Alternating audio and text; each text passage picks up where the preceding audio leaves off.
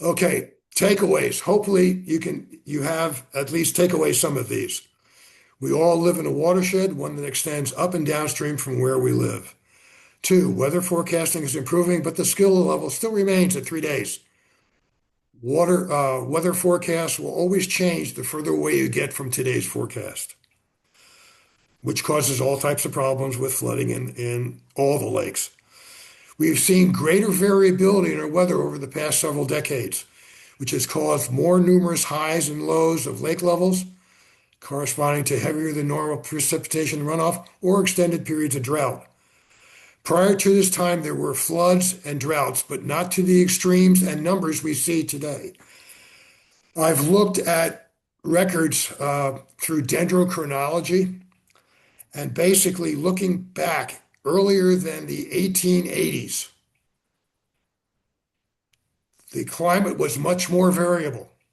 From the 1880s to about the 1960s, the climate was much more moderated.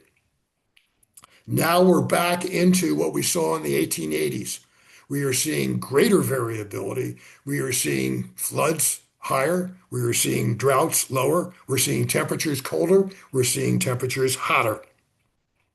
So that period from 1880 to about 1960, all of our infrastructure was built based upon that period of time when it should have been built either prior to or now. As people have suggested, we need to reconsider what Mother Nature is now dealing to us and try to improve upon that. Seneca Lake watershed is large, but the outlet only allows so much water to be released downstream.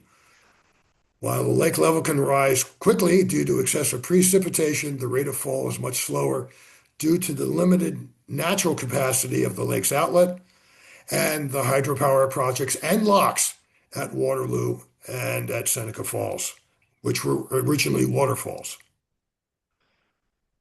Once Seneca and Cuga Lake outflows reach the Seneca River below Mudwalk, the river canal has a limited gradient. It's basically flat.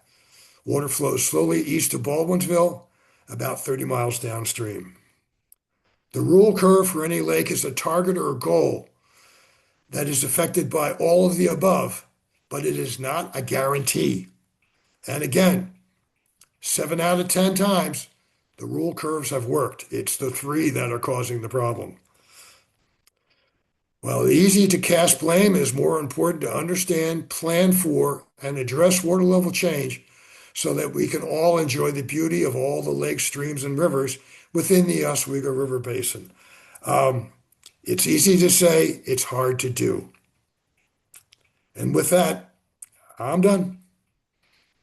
Thank you so much, Bill. We really, really appreciate you having you on tonight.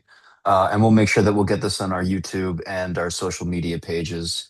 I also want to thank everyone who attended tonight. Thank you so much. This is the beginning of what we hope is a deep dive series in a number of different issues on Seneca Lake, a webinar series. We will actually have one next week on the 24th, where our own Mark Petzold will run through the 9E plan and talk about why it's important and why it matters and what the future holds for it. So we'll be going into detail on that. Again, I want to say thank you so much to everyone who attended. And if you have any questions, you can always follow up with me, and I'll try and get them over to Bill afterwards. And yeah, that's about it. So again, thank you, everyone.